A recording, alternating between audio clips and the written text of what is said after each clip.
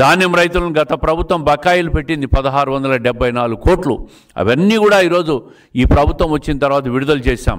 కూటమి ప్రభుత్వంలో 990 కోట్లు పంచాయతీలకు కేటాయించి 4500 కోట్లతో గ్రామాల్లో ఇప్పటికే 30,000 పనులకు శ్రీకారం చుట్టి ప్రతి పనిని కూడా పూర్తి కావాల్సిన పరిస్థితిని ప్రజలందరూ కూడా గమనిస్తూ ఉన్నారు.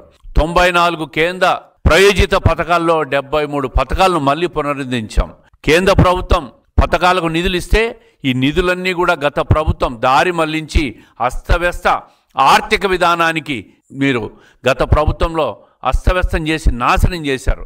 ఈరోజు అవన్నీ కూడా పునరుద్ధరిస్తూ కేంద్రం ఇచ్చిన ప్రతి ప్రభుత్వ పథకాన్ని కూడా ఈరోజు అమలుకు తెలుగుదేశం కూటమి పునర్వ్యవస్థించి అవన్నీ కూడా పునరుద్ధరించాం. అదే కాకుండా 25-26 బడ్జెట్లో బీసీల కోసం 47,000 కోట్ల పైచిలకు నిధులు కేటాయించి వాళ్ళ అభ్యున్నతి కోసం ఈ ప్రభుత్వం పాటుపడుతూ ఉంది. నాయి బ్రాహ్మణుల వేతనాలు 25,000 పెంచాం. చేనేతలకు జీఎస్టీ ఎత్తివేసినాం.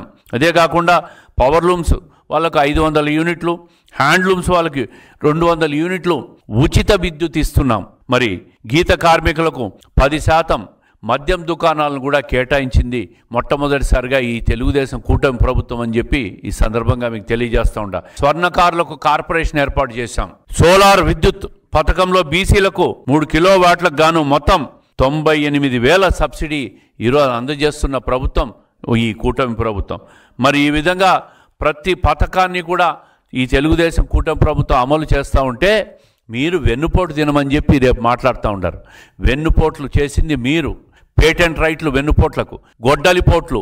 ఈరోజు కూడా వివేకానంద రెడ్డి హత్య చేసిన వాళ్ళను మీరు పక్కన పెట్టుకొని తిరుగుతున్న విషయం ఇది వెన్నుపోటు కాదా అని చెప్పి అడుగుతూ ఉండా. అన్ని రకాలుగా రాష్ట్రాన్ని, కుటుంబాన్ని, రాష్ట్ర ప్రజలను ముంచేసి ఒక్క ఛాన్స్ అని చెప్పి అధికారం లేకొచ్చి రాష్ట్ర ఆర్థిక వ్యవస్థను నాశనం చేసి మీ కుటుంబ వ్యవస్థను కూడా నాశనం చేసి కుటుంబ వ్యవస్థకు వెన్నుపోట్లు పొడిచి ఆశలు పెట్టుకొని ఓట్లేసిన రాష్ట్ర ప్రజలను కూడా వెన్నుపోటు పొడిచిన ఘనత ఎవరైనా ఉందంటే అది ఒక్క వైఎస్ జగన్మోహన్ రెడ్డి గారికే చెందుతుంది. ఆయనదే ఈ వెన్నుపోట్ల పేటెంట్ రైట్ అని చెప్పి ఈ సందర్భంగా ప్రజలకి ఈ విషయాలన్నీ తెలియజేయాలా.